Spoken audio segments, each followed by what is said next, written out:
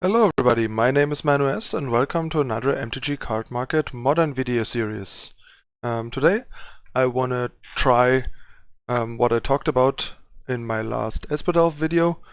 Since Esper has its upsides and downsides compared to the Death Shadow archetype, I wanted to give a Death Shadow version a try, like I mentioned, since if I like Death Shadow, I don't really see the point of playing red, since I think the white just offers you more with like better, cheap and universal removal. The exile is far from irrelevant in a world of dredge and stuff like that, and it also costs half of what Terminate costs and is better in the mirror than say Fatal Push or Dismember, since it also hits the death units and also gets rid of them occasionally, permanently leaving their call against command less powerful, but that's like very fringe that they usually will find something to get back with.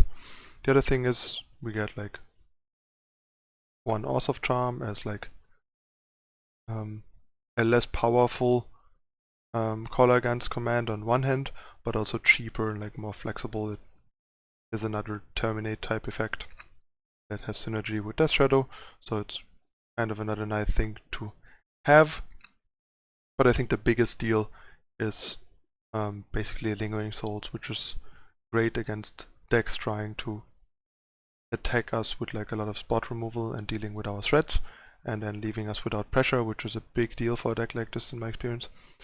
And also against decks that go wide, like Affinity, for example. Lingering Souls is just great. And yeah, Lingering Souls also is great against all the Lilianas and stuff. So just overall a really powerful card, and it's good to have like this alternate angle between like singular big threats and multiple small evasive threats. There's also nice synergy with Sword Score to get some extra card advantage. So it has a lot of elements that I like. Other than that, you mostly have your typical Death Shadow, like blue-black Death Shadow core, 4 Visions, 4 Sword Score, 4 Street Wraith, 6 discard spells leaning towards Swords Seas, both because it's more powerful and also the deck cares about losing life occasionally early on to get a Death Shadow out earlier.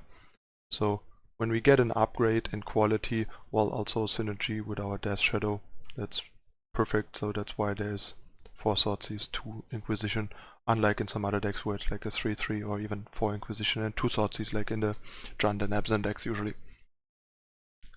It's also better against decks like Eldrazi Tron, regular Tron and stuff like that, where Inquisition doesn't do a whole lot. Then we have the typical 12 creatures, 4 Snapcaster, 4 Death Shadow, 2 Tasigur to a Gurmag Angler. A split here simply because Tasigur is legendary and also smaller, so they both have their up and downsides basically. One is a bit cheaper, the other one is a bit bigger.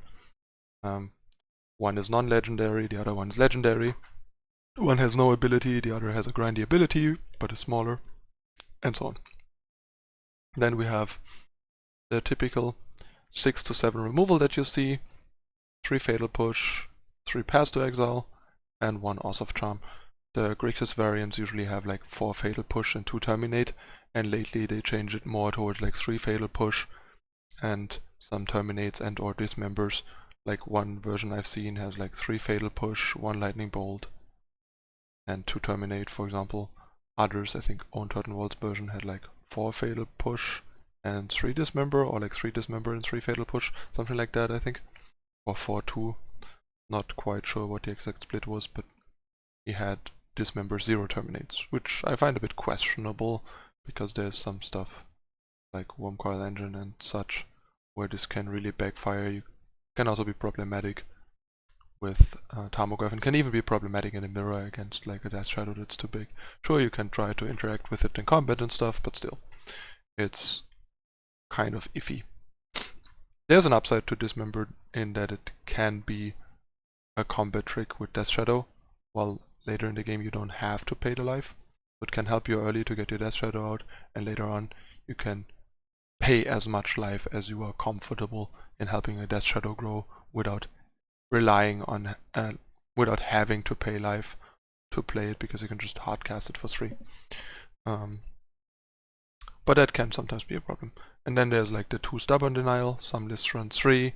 I think I like 2 simply because there's a bunch of matchups where they are like kind of situational, and I started with 4 stubborn denial way back in the main deck of my Esper Delve and gradually went down to 3 and 2 over time, just because the card is very hit or miss.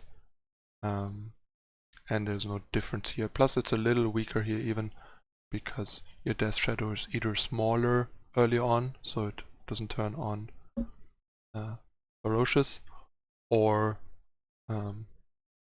it takes longer till it even can come down to turn on Ferocious. Unlike Esper Delve, which has like 7 early enablers, where this only has like 4 plus 4 conditional ones. One major difference to most lists that I see is that I only run 18 lands. I think with 12 cantrips, 18 lands is optimal. I used to run 15 cantrips in my Esper Delve and ran 17 lands, and that felt very comfortable. And this is basically similar to what you saw from like Delver decks in the past and stuff. They usually had like 10 to 11 cantrips and like 18 lands, and they always felt good and worked fine. And yeah, between all these decks that I played with 17 to 19 lands and varying degrees of cantrips, I am very happy with 12 cantrips and 18 lands in a deck that basically only wants to get to 3 eventually, or Snapcaster, Flashback stuff, and Lingering Souls. I think otherwise the deck floods too much, especially with so little like selective cantrips. Having too much land can easily have you flood out down the line and then lose in the mid to late game because you're drawing too much land. And yeah, the deck really only needs like 2 lands to properly operate, and eventually a 3rd. I rather have like another cheap business card in place of the 19th land, which in this case is the Oath of Charm, which can get back a Death Shadow or just kill whatever. Or even rebuy a Snapcaster if I need to get something else from it. Then the sideboard. Sideboard is just also pretty typical at this point. 2 more Stubborn Denial that you usually see. Bunch of Ceremonious Rejection, mostly for Affinity and Eldrazi Tron, but also for decks like Lantern Control, Regular Tron, the currently less popular other decks that have colorless stuff. So just a very efficient, very flexible card. So much more flexible than Annul used to be, for example. Sort of everything we always wanted Annul to be in the past when we had it in our sideboard against Affinity. Then there's the Force Lingering Souls for like mirror matches and other fair matchups mostly. Some Disenchants to deal with like Bladings and stuff, and just as a way to deal with Ensnaring Bridge out of Lantern Control, Pyromancer's Ascension out of Storm, and all other sorts of things that might come our way, since we don't have 2 to 3 color against command like the Grixis version does, so we need some dedicated removal. But as an upside we also get enchantment removal, which Grixis doesn't have, which allows us to deal with Pyromancer's Ascension out of Storm, for example. Some Graveyard Hate, mostly for Dredge, but also for decks like Storm, Living End and such. 2 Surgical Extraction, 1 Nihil Spellbomb. Just a bit of diversification, because in some matchups Nihil Spellbomb is a bit better, and it's nice to have some diversification. Although Extraction is definitely better against Dredge, I think, in this deck, simply because you can mill into it with Swordscore and then like flash it back with Snapcaster, and you can even like get 2 uses out of 1 thanks to the Snapcaster mages, which makes it really great. If you don't expect much other use from this card than against Dredge, then I would recommend just playing 3 Extractions and probably don't play Spellbomb. But like Spellbomb is something that can come in against decks that have some fringe graveyard interactions, because it's a cantrip as well, so you can always just bring it in if they have, like against other Snapcaster decks, for example, in the mirror or whatever. It's totally fine to bring it in. Or like against a deck with some Lingering Souls or whatever. And then, since we don't have access to Anger of the Gods, we get Flaying Tendrils, which has its own upsides. For example, it kills unpumped edge champions, which is a pretty big deal against Affinity. And there are some other fringe cases where it can come in handy. But yeah, I would say all in all it's about equal to Anger of the Gods, except against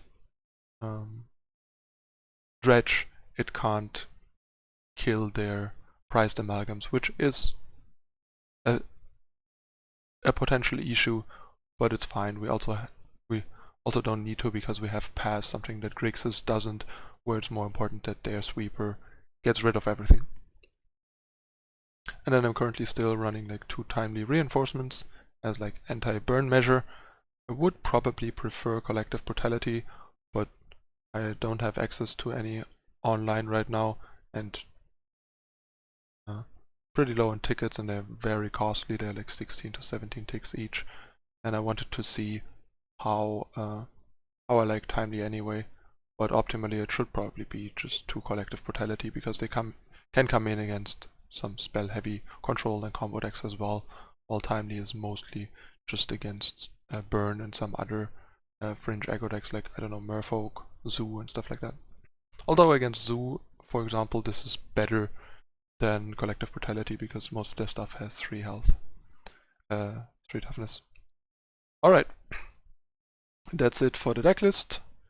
I'm gonna jump into a competitive league as usual and show you guys the deck in action. We'll see how it does and how it feels.